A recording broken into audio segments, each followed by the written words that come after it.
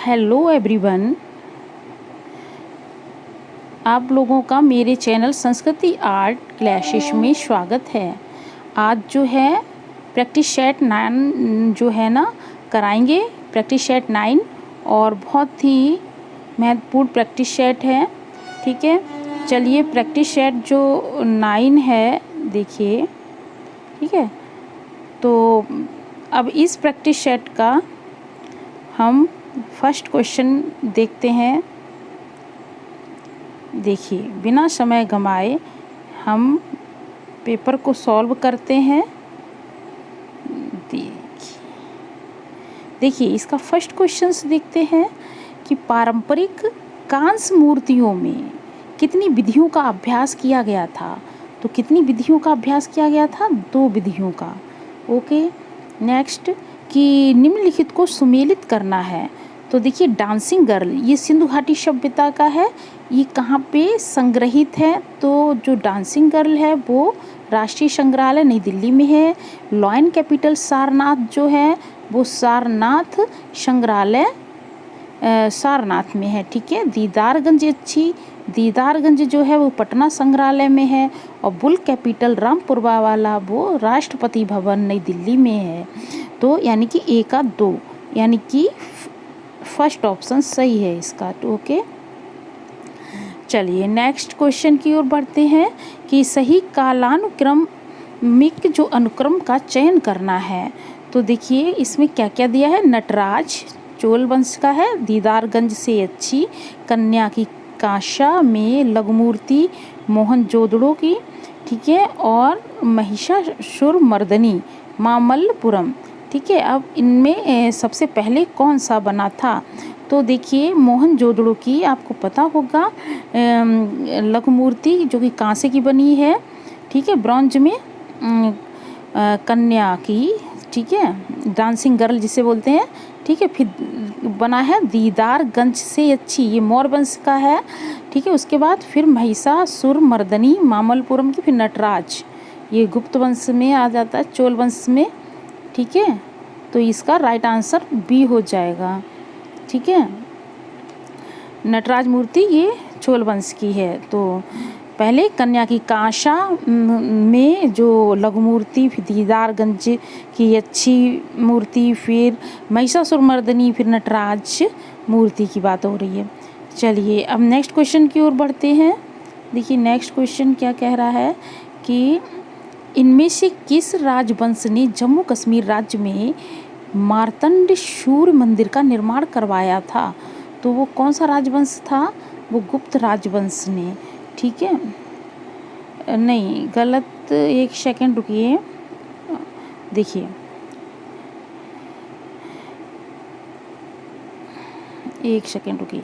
हाँ, बी क्या है, फोर्थ क्वेश्चन पे देखते हैं कि इनमें से किस राजवंश ने जम्मू कश्मीर राज्य की बात हो रही है।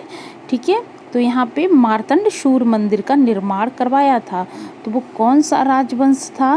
वो था कारकोटा राजवंश। ठीक है, कारकोटा राजवंश ने जम्मू कश्मीर में मार्तंड सूर्य मंदिर का निर्माण करवाया था। तो क्वेश्चन ये भी पूछ सकते हैं कि मार्तंड सूर्य मंदिर कहाँ है? ये जम्मू कश्मीर में है। तो ओके, तो चलिए अब नेक्स्ट कि निम्नलिखित में से कौन सा चोल मंदिर वास्तुकला का हिस्सा नहीं है? तो इनमें से जो है कौन सा चोल मंदिर है जो वास्तुकला का हिस्सा नहीं है? जैसे ऑप्शन में दिया है कुदुशु, देवाकुष्ठ, निच और गर्भगृह दिया हुआ है। तो इसका राइट आंसर क्या हो जाएगा? वो है गर्भगृह। ठीक है, ये वास्तुकला का हिस्सा चोल मंदिर की बात हो रही है, तो नहीं है। ओके, गर्भगृह। तो जो चोल काल में जो मंदिर बने थे तो उसमें गर्भगृह नहीं बनाया गया था। ठीक है, चलिए अब देखिए पत्थरों को काटकर बनाया गया कैलाशनाथ मंदिर किसका योगदान था? तो जो कैलाशनाथ मंदिर बना है पत्थरों को काटकर, तो वो किसका योगदान, किसने बनवाया था? राष्ट्रकूट वंशों ने। ठीक है, राष्ट्रकूट के समय बना था। अब देखिए नेक्स्ट क्वेश्चन की ओर कि किसके शासनकाल में मंदिर कला विकास अपने अंतिम चरण तक पहुंच गई थी? वो किसका शासन काल था? क्या चीज़? मंदिर कला विकास की बात हो रही है, जो अपने अंतिम चरण तक पहुंच गई थी। ठीक है, तो इसका राइट आंसर क्या हो जाएगा? विजयनगर। ठीक है, विजयनगर। अब नेक्स्ट, परशुरामेश्वर मंदिर कहाँ स्थित है? दिए गए विकल्पों में से पहचान करना है। तो परशुरामेश्वर मंदिर जो है वो उड़ीसा में है। अगला प्रश्न जो है कि विश्व प्रसिद्ध दिलवाड़ा का जैन मंदिर किस पत्थर से बना है? तो विश्व प्रसिद्ध है ये दिलवाड़ा का जैन मंदिर, ये बना है संगमरमर से। नेक्स्ट, कि भारतीय संसद की इमारत को डिज़ाइन करने वाला वास्तुकार जो थे वो कौन थे? वो थे हर्बर्ट बेकर और सर एडविन लुटियन। ठीक है, बेकर और लुटियन थे। ठीक है, हर्बर्ट हर्बर्ट बेकर और सर एडविन लुटियन, इन्होंने भारतीय संसद की इमारत को डिज़ाइन किया था। ठीक है, नेक्स्ट क्वेश्चन की ओर, कि खजुराहो के मंदिर किस शैली के उदाहरण हैं? जो खजुराहो के जो मंदिर हैं वो किस शैली के उदाहरण हैं? आपको पता होगा, वो है नागर शैली के।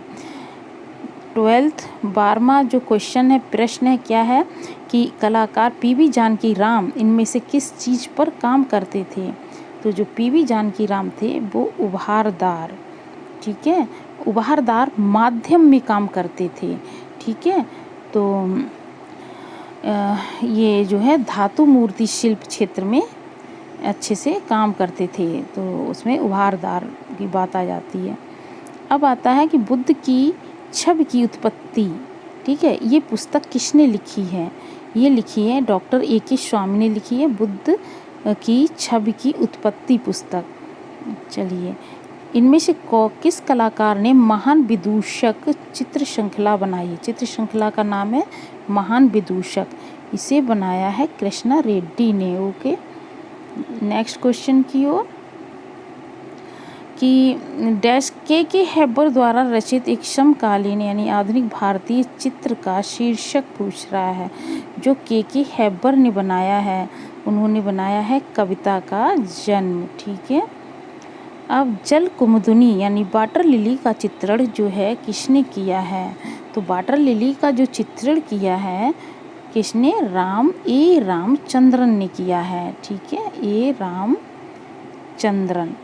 चलिए, अब 16वां प्रश्न हो चुका है। आप 17वें प्रश्न की ओर बढ़ते हैं। देखिए क्या कह रहा है कि चित्रकला जमीन की रचना किसने की थी? सबको पता होगा वो किसने की थी। देखिए, जमीन की रचना जो चित्र है वो इन्होंने देखो M.F. हुसैन ने तो की है।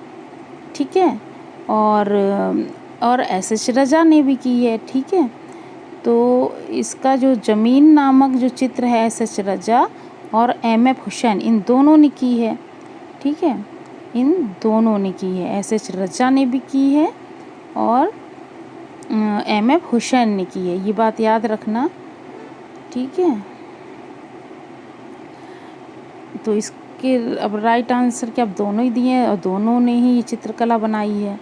ठीक है, अच्छा, अब चलिए नेक्स्ट क्वेश्चन क्या है कि जवाहरलाल नेहरू ने किस समूह की पहली प्रदर्शनी का उद्घाटन किया था?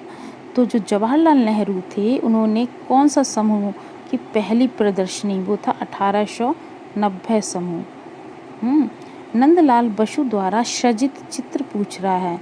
नंदलाल बसु ने कौन सा चित्र बनाया था? वो पार्थ सारथी।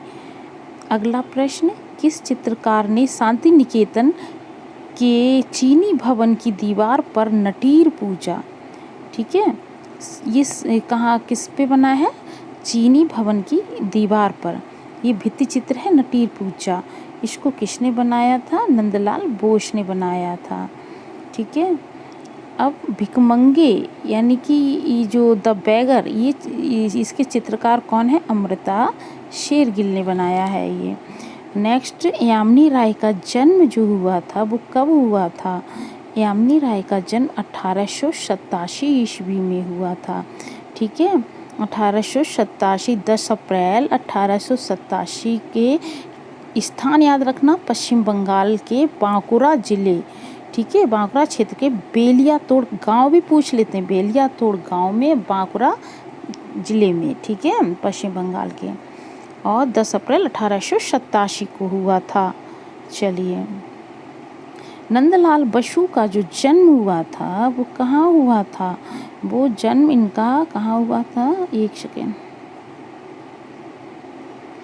हाँ देखिए क्वेश्चन पे देखिए, हाँ क्या है, तो जन्म कहाँ हुआ था? बिहार में जन्म हुआ था।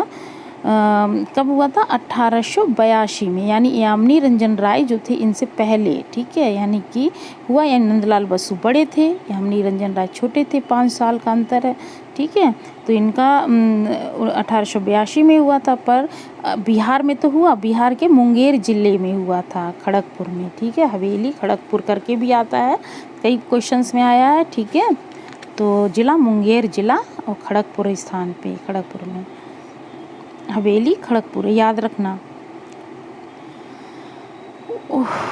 अब चलिए, शिव का विषपान, ठीक है, शिव का विषपान, ये चित्र किसने बनाया है? ये नंदलाल बोस ने बनाया है, ठीक है। लोक जीवन और लोक कला, ठीक है, इससे प्रेरित कौन थे? वो यामिनी रंजन राय ही थे, लोक कला लोक जीवन से।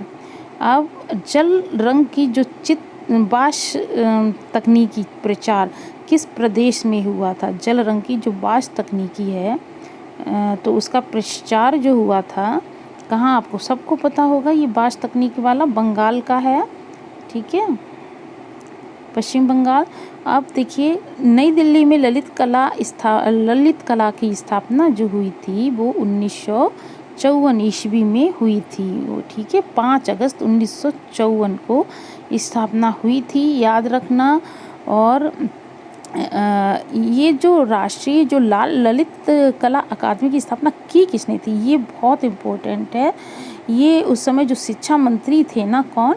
मौलाना अबुल कलाम आज़ाद, उन्होंने की थी, ठीक है। चलिए, अब देखिए नेक्स्ट क्वेश्चन की ओर, 27। अब नेक्स्ट क्वेश्चन की ओर आते हैं। अच्छा, देखिए कि राजा रवि वर्मा की मृत्यु के बारे में पूछ रहे हैं, तो इनकी मृत्यु कब हुई थी? 1906 ईस्वी में इनकी मृत्यु हुई थी, ठीक है, राजा रवि वर्मा की मृत्यु 1906, और वो भी 2 अक्टूबर था, ठीक है, 2 अक्टूबर 1906 त्रिवेंद्रम में हुई थी। त्रिवेंद्रम के पास पड़ता आरटी ट्रंगल, ये भी पूछा गया है, आरटी ट्रंगल में हुई थी। चलिए, अब देखिए उस चित्रकार का नाम बताना जिन्होंने यूरोपीय शैली में, शैली यूरोपीय है लेकिन भारतीय विषयों के चित्र बनाए थे, तो वो राजा रवि वर्मा थे, ठीक है। अब राजा रवि वर्मा का जन्म 1848 में हुआ है, ठीक है, पर कहाँ हुआ था? किलिमन्नूर, केरल में, ठीक है, और 29 अप्रैल, पूरा ही याद रखना, 29 अप्रैल 1848 में केरल के एक गांव किलिमन्नूर में हुआ था, ओके। अब राजा रवि वर्मा के छापा चित्र को क्या बोलते हैं? क्या सेरीग्राफ, लिथोग्राफ, ओलियोग्राफ्स या कोलोग्राफ्स कहते हैं? तो पता है, वो ओलियोग्राफ्स कहते हैं, ठीक है, जिन्हें लिथोग्राफ्स पे टिक मार दो, वो नहीं है ओलियोग्राफ। अच्छा, क्योंकि उन्होंने ओलियोग्राफ प्रेस लगाई थी कहाँ पे? घाटकोपर, मुंबई में, और कब? 1894 ईस्वी में, ठीक है। तो अब नेक्स्ट कि वो चित्रकार कौन थे जिसने भारत में तैल रंगों को व्यवहार में लाए थे? तो वो राजा रवि वर्मा ही थे सबसे पहले, ओके, तैल रंगों। आप देखिए कि शकुंतला, ठीक है, शकुंतला और हाथ में फल लिए महिला, ठीक है, ये चित्रकार, ये पेंटिंग किसने बनाई है? रवि वर्मा ने बनाई है, ओके। भारत में तैल चित्रण का प्रारंभ जो है वो किस कलाकार की देन है? शुरुआत करी थी राजा रवि वर्मा ने। अब नेक्स्ट, कंपनी शैली के चित्रों, जो कंपनी शैली चित्रों में किस प्रकार का कैनवास इस्तेमाल किया जाता था? तो वो कैसा कैनवास का जिस पे चित्र बनाते थे, कंपनी शैली में चित्र बनते थे, वो कागज़ पे बनते थे और हाथी दांत पे बनते थे। ये बात याद रखना, कागज़ और हाथी दांत पर। अच्छा, अब देखिए नेक्स्ट क्वेश्चन की ओर बढ़ते हैं। क्या कह रहा है कि चित्रकला की बसौली शैली आधारित है, किस पे आधारित है? क्या चीज़? बसौली शैली, वो लोक कला पर आधारित है बसौली शैली। ठीक है, अब देखिए नेक्स्ट क्वेश्चन क्या है कि भानुदत्त कृत एक सचित्र प्रति, ठीक है, रसमंजरी। तो रसमंजरी जो है ये सचित्र प्रति है, भानुदत्त ने इसको चित्रित किया, लिखा था। अब देखिए किस शैली में, ये रसमंजरी को बसौली शैली में चित्रित किया गया है। अच्छा, नेक्स्ट क्वेश्चन कि कांगड़ा शैली में कितने प्रकार की नायिकाएं होती थी? प्रकार पूछ रहा है, कितने प्रकार की नायिकाएं? कांगड़ा शैली में 3 प्रकार की नायिकाओं के बारे में बताया गया है। कौन सी? स्वयं की, पराये की और सामान्य की। ठीक है, अब 38 क्वेश्चंस देखिए, 38 क्वेश्चंस हो गया, 39 क्वेश्चन की ओर बढ़ते हैं।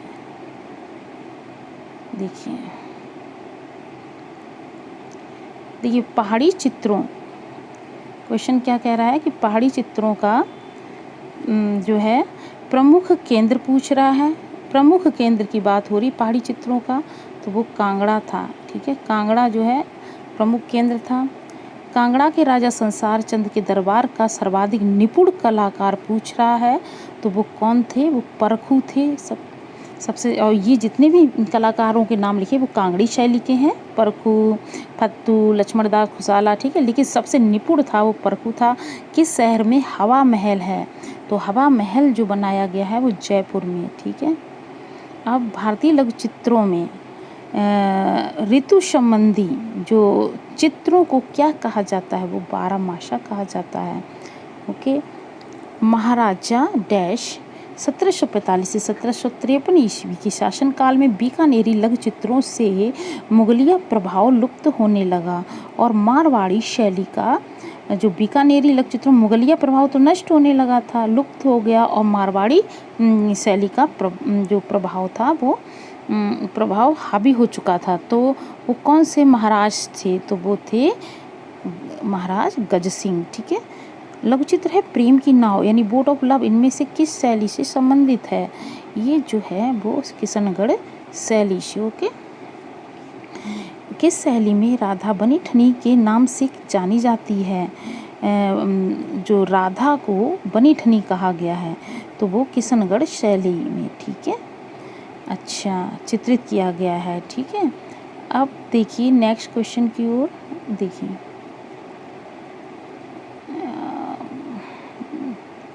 देखिए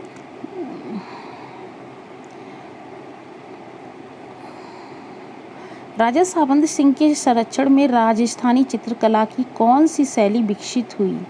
तो जो सावंत सिंह थे ना, तो कौन सी शैली थी? वो किशनगढ़ शैली विकसित हुई थी। अगला प्रश्न, इनमें से किस स्थान पर प्रथम रागमाला श्रृंखला चित्रित की गई थी? तो किस स्थान पर जो प्रथम रागमाला की बात हो रही है वो मेवाड़ में प्रथम रागमाला श्रृंखला को चित्रित किया गया था। अब अगला प्रश्न, राजपूत चित्रकला में सर्वाधिक सर्वव्याप्त चरित्र जो है कौन सा है? इसमें राजपूत चित्रकला की बात हो रही है। ठीक है, और सर्वाधिक जो सर्वव्याप्त चरित्र वो किस पे बनते थे चित्र? वो बनते थे कृष्ण पे। ठीक है, कृष्णा। अब नेक्स्ट कि गीत गोविंद के चित्र किस विषय से संबंधित हैं? तो गीत गोविंद के चित्र हैं वो प्रेम विषय से संबंधित है। चलिए अब 50 नंबर के क्वेश्चन पे आते हैं। देखिए कि निम्न में से किस मुगल शासक ने सर्वाधिक स्थापत्य कला पर ध्यान दिया था? तो वो कौन थे? आपको सबको पता होगा, वो शाहजहां थे। ओके, बाज का चित्रण मंसूर ने किया था। ठीक है, चलिए अब देखिए, सम्राट जहांगीर का प्रिय चित्रकार पूछ रहा है कौन थे। वो अबुल हसन को वो प्रिय चित्रकार मानते थे, अपने अबुल हसन को, ठीक है। और इन्हें जो उपाधि दी गई थी नादिर उस जमा की, ठीक है। अच्छा, अब अबुल हसन जो एक चीज़ और है कि ये किसके पुत्र थे। अबुल हसन किसका बेटा था, इनके पिता का नाम क्या था, अकारिचा था, जो ईरानी चित्रकार खुद थे वो, ठीक है। चलिए अब नेक्स्ट, किस शासक का शासनकाल मुगल कला का स्वर्ण, मुगल कला की, पूरे मुगल कला की बात हो रही है, ठीक है, उसका स्वर्ण युग था। वो किसके शासनकाल की बात हो रही है, वो था जहांगीर, ठीक है। तो जहांगीर देखिए क्या था, क्वेश्चन क्या हो, किस शासक के शासनकाल को मुगल कला का स्वर्ण युग माना जाता है, तो वो जहांगीर, ठीक है। अब देखिए नेक्स्ट कि उस्ताद मंसूर का चित्र पूछ रहा है, तो वो हो गया साइबेरिया का सारस। उस शैली की पहचान करें जिसका सफाविद शैली से संबंध था, तो वो कौन सा उस शैली की पहचान करना है जिसका संबंध किससे था, सफाविद शैली। तो वो कौन थे, तो आपको पता होगा वो अकबर थे, ठीक है। तो देखिए मुग़ल शासक जो ये जो अकबर है ना, इनका संबंध सफाविद शैली से था, क्योंकि इनके शासनकाल में क्या है, मीर सैयद अली जो है, मीर सैयद अली थे चित्रकार, ठीक है। वो सफवी शैली या सफाविद शैली, इसी को हम ईरानी शैली भी कहते हैं, ठीक है। वो है उनका जो ये प्रमुख चित्रकार थे, कौन, मीर सैयद अली, ठीक है। ये सफवी शैली के प्रमुख चित्रकार थे। तो ये हो गए अकबर से संबंधित है ये। अच्छा, निम्नलिखित में से कौन अकबर द्वारा प्रमाणित हमचानामा के पांडुलिपि चित्रों को चित्रित करने में सम्मिलित था। तो कौन जो है अकबर द्वारा जो प्रमाणित था हमजानामा के पांडुलिपि चित्रों को चित्रित करने में, किसने चित्रित किया था हमजानामा को, तो वो थे मीर सैयद अली। अब देखिए अनवार सुहेली अयार दानिश और ग्रंथों को के संदर्भ लघुचित्र का विषय किससे संबंधित है, क्या चीज़, अनवर ए सुहेली तथा अयार दानिश, ये किससे ये जो ग्रंथ हैं किससे रिलेटेड है, तो देखिए वो है पशु पक्षी से। एक मिनट,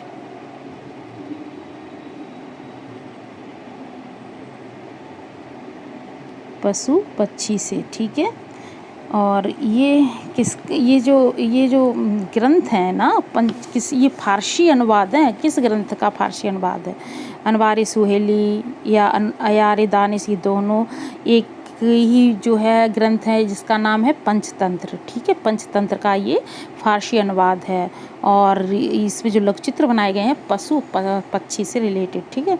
अब अकबर कालीन तूतीनामा, ठीक है, उसमें कितने चित्र हैं, तो जो तूतीनामा ग्रंथ है ये और अकबर के समय ये चित्रित किया गया था तूतीनामा, और इसमें चित्र की संख्या पूछ रहा है, वो है 103, ठीक है। अच्छा, एक सेकेंड,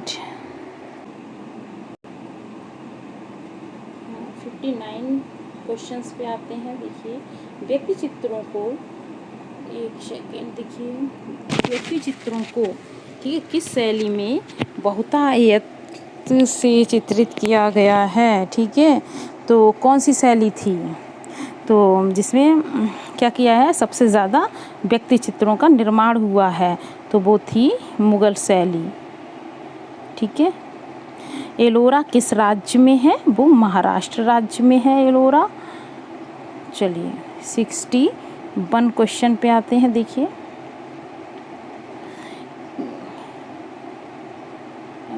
एक सेकेंड, हाँ, कि एलोरा के गुफा मंदिर का निर्माण किसने करवाया था।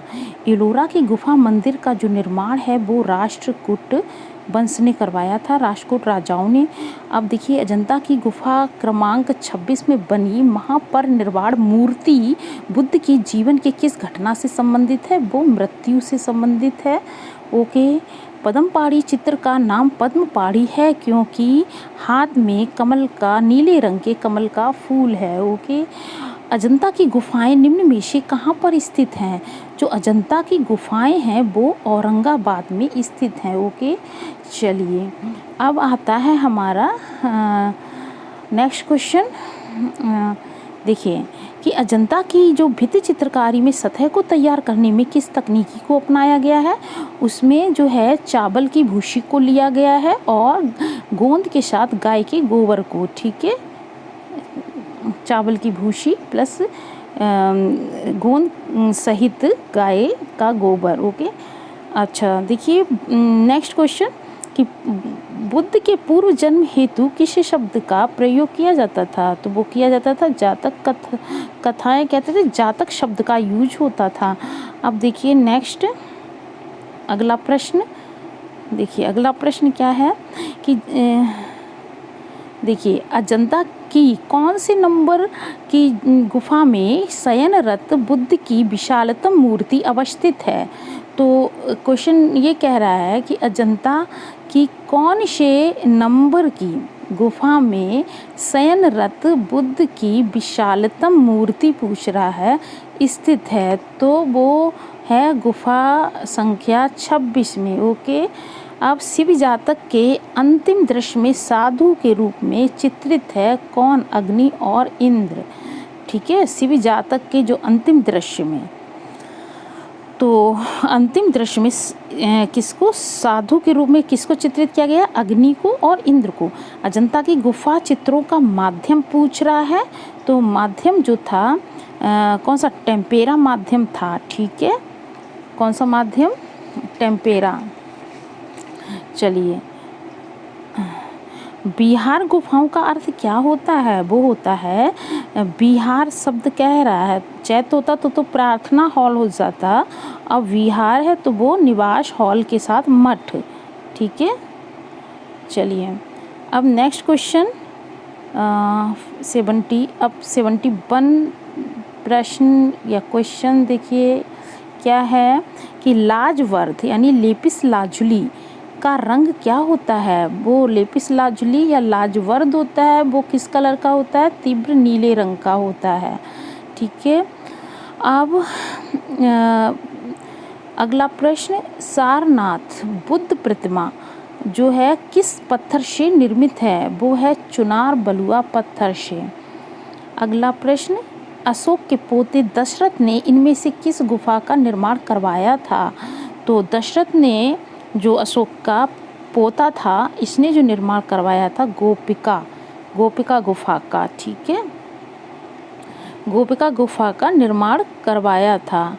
अच्छा, अब इन्होंने 3 गुफाएं बनवाई थी। किसने? दशरथ ने। याद रखना किस पहाड़ी पे, ये भी याद रखना, नागार्जुनी पहाड़ी पर 3 गुफाएं कौन कौन सी? बहियक गुफा, गोपिका और बड़विथ। ठीक है, ये पूछा जाता है बड़विथ गुफा की, गोपिका गुफा और बहियक गुफा। ठीक है, चलिए ये इनका निर्माण दशरथ ने कराया था। प्रसिद्ध मूर्ति शिल्प है परखम यक्ष। ठीक है, ये किससे संबंधित है? किस काल से संबंधित है? परखम यक्ष, ये मौर्य काल से। अब देखिए 75वां जो क्वेश्चन है कि प्रसिद्ध अशोक स्तंभ शीर्ष कहाँ पर है? वो सारनाथ पे है, सारनाथ में है। अगला प्रश्न, सारनाथ की सिंह मुखाकृति मौर्य वंश में बनाई गई है, उनका जो समय पूछ रहा है, तो ये किस समय का है? ये 3री शताब्दी ईसा पूर्व का, ईसा पूर्व।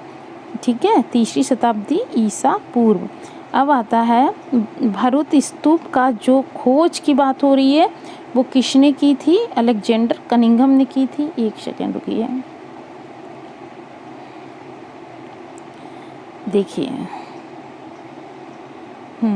किसने? अलेक्जेंडर कनिंघम ने भरूत स्तूप की अन्वेषण का मतलब खोज की थी। भरूत स्तूप कहाँ है? मध्य प्रदेश राज्य के सतना जिले में है। ठीक है, और कब खोज की गई थी?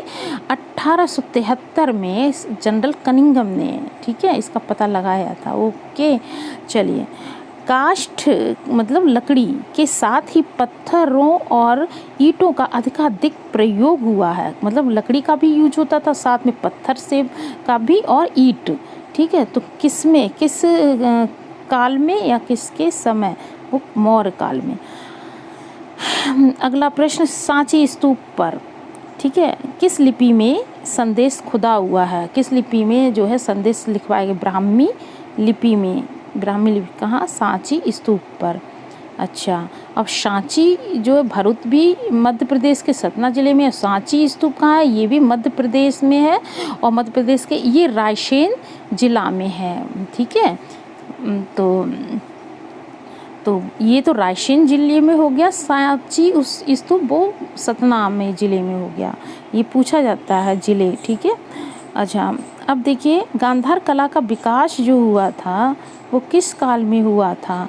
तो वो कुषाण काल में। ओके, चलिए अब 80 नंबर तक क्वेश्चंस हो गए हैं। अब देखिए 81 क्वेश्चन पे आते हैं। देखिए कि सिंधु घाटी सभ्यता की कांस्य मूर्तियाँ डैश जो है तकनीकी में ढाली गई हैं। तो सिंधु घाटी सभ्यता, ठीक है, में जो कांस्य मूर्तियाँ बनाई जाती थी तो कैसे? मोम निकालकर बनाने की विधि। ठीक है, क्या है? वैक्स लॉस्ट वैक्स प्रोसेस द्वारा। ठीक है, तो क्या होता है? मोम निकालकर बनाने की विधि। इसमें क्या होता था ना, ये पहले मोम से ही जो भी मूर्ति बननी थी मोम से बनाया जाता था। फिर तो फिर बाद में उसको उसमें डाल के जो भी जिसमें बनाई जाती थी, ढोकरा कास्टिंग जिसे कहते हैं। ठीक है, कांस्य मूर्तियाँ पहले उसमें तब वो करते थे। अब देखिए नेक्स्ट क्वेश्चन कि नाचती हुई लड़की, ठीक है, नाचती हुई लड़की और दाढ़ी वाले सिर जो है कौन सी प्रसिद्ध सिंधु घाटी कला के अवशेष हैं? ये किसके हैं? मोहनजोदड़ो में मिले हैं। अब मोहनजोदड़ो से प्राप्त दाढ़ी वाला आदमी और तांबे की नर्तकी, ये दोनों कहाँ पे संग्रहित हैं? ये राष्ट्रीय संग्रहालय नई दिल्ली में है। ठीक है, राष्ट्रीय संग्रहालय दिल्ली में। अच्छा, अब एक चीज़ देखिए, पुजारी राजा पुरोहित के वस्ट आकार की प्रतिमा में अंकित साल पर पाए जाने वाला जो अलंकरण की पहचान कैसा था? वो क्या बना था? वो बना था त्रिफुलिया। ओके, अब नाव को टिकरे पर उल्लिखित चित्र प्राप्त हुआ है। तो नाव को टिकरे पर उल्लिखित चित्र हमें मिला है मोहनजोदड़ो से। ठीक है, अब नेक्स्ट कि किस शहर में सूती कपड़े का एक टुकड़ा मिला है? वो हड़प्पा में मिला है। किसका? सूती कपड़े का एक टुकड़ा। ठीक है, अगला प्रश्न क्या है कि निम्नलिखित में से अधिकांशतः जो है किस कला स्वरूप में सिंधु घाटी सभ्यता के चित्र पाए जाते हैं? तो एक सेकेंड देखिए, तो किस कला स्वरूप में क्या पाए जाते हैं? सिंधु घाटी सभ्यता के चित्र की बात हो रही है। सिंधु घाटी सभ्यता के चित्र मिट्टी के बर्तनों पर मिलते हैं। पुजारी की मूर्ति कहाँ से मिली है? जो वो पुजारी की जो मूर्ति मिली है वो सिंधु घाटी से मिली है। अब पुरातात्विक महत्व का स्थल लोथल जो है वो कहाँ है? वो गुजरात में है। अब नेक्स्ट सतीश चंद्र जो थे वो क्या थे? क्या वो छापाकार थे, रेखांकनकार, या दृश्य चित्रकार थे, या वॉश चित्रकार? सतीश चंद्र की बात हो रही है तो ये क्या थे? ये दृश्य चित्रकार थे सतीश चंद्र। ठीक है, अब देखिए नेक्स्ट 91 प्रश्न क्या है? कह रहा है 91 क्वेश्चन है कि डैश एक अकादमिक शैली के कलाकार इनमें से कौन थे? तो जो अकादमिक शैली के जो कलाकार थे वो थे ललित मोहन सेन। ठीक है, अब देखिए कि भारतीय विषयों को पाश्चात्य शैली में किसने चित्रित किया था? मतलब क्या चीज़? विषय भारतीय लेकिन शैली क्या थी? पाश्चात्य वेस्टर्न शैली में। तो वो अमृता शेरगिल, लेकिन सबसे पहले राजा रवि वर्मा ने, फिर अमृता शेरगिल ने ये काम किया था। ओके, अच्छा, अब देखिए नेक्स्ट क्वेश्चन कि संगीत नाटक अकादमी की स्थापना जो हुई थी, कब हुई थी? वो हुई थी 1953 में। संगीत नाटक अकादमी जो कि नई दिल्ली में है, ये स्थापना 1953 में भारत सरकार ने की थी। अब देखिए नेक्स्ट कि सेव योर वॉइस एक कार्टूनिस्ट द्वारा स्थापित संस्था है। कौन सी संस्था? सेव योर वॉइस, जो भ्रष्टाचार विरोधी अभियान में भी जुड़ा रहा। ठीक है, उसका नाम इनमें से कौन है? उसका नाम पूछ रहा है, जो मतलब कार्टूनिस्ट हैं वो, तो वो कौन थे? वो असीम त्रिवेदी थे। ठीक है, असीम त्रिवेदी। अगर देखेंगे आप ना तो इस क्वेश्चंस में जो ऑप्शन दिए ना, के लक्ष्मण, बाल ठाकरे, तो ये सब क्या है? ये भी कार्टूनिस्ट ही हैं। लेकिन असीम त्रिवेदी भी कार्टूनिस्ट हैं। ये इन्होंने इनके जो इस संस्थान को जो स्थापित किया था, उसका नाम था सेव योर वॉइस, और ये एक अभियान था, भ्रष्टाचार विरोधी अभियान था, उससे ये जुड़े थे। ठीक है, असीम त्रिवेदी। अब देखिए अगला प्रश्न, हरिहर आर्क पितामह किन 4 देवताओं की सम्मिश्रित मूर्ति कला का प्रतिनिधित्व करता है? तो वो हरिहर आर्क पितामह, हरि विष्णु हो गए, हर शिव हो गए, आर्क सूर्य हो गए, पितामह ब्रह्मा जी को कहा जाता है। तो इसका बी ऑप्शन सही हो गया है। ठीक है, विष्णु, शिव, सूर्य, ब्रह्मा, हरि, हर, आर्क, पितामह, ये 4 देवता हो गए हैं। ठीक है। अब नेक्स्ट कि मिट्टी का बर्तन बनाने में सेडिमेंटेशन द्वारा मिट्टी की सफाई के लिए कौन सी विधि जो है अपनाई जाती है? तो कौन सी विधि किसको साफ करने के लिए? मिट्टी का बर्तन साफ करने के लिए, तो वो है लेविगेशन। ठीक है। प्रागैतिहासिक काल के चित्र जो है यूरोप में कहाँ प्राप्त हुए? यूरोप की बात हो रही है, तो वो अल्टामीरा से प्राप्त हुए हैं। ठीक है। अब देखिए स्टोनहेंज जो है वो किस देश में है?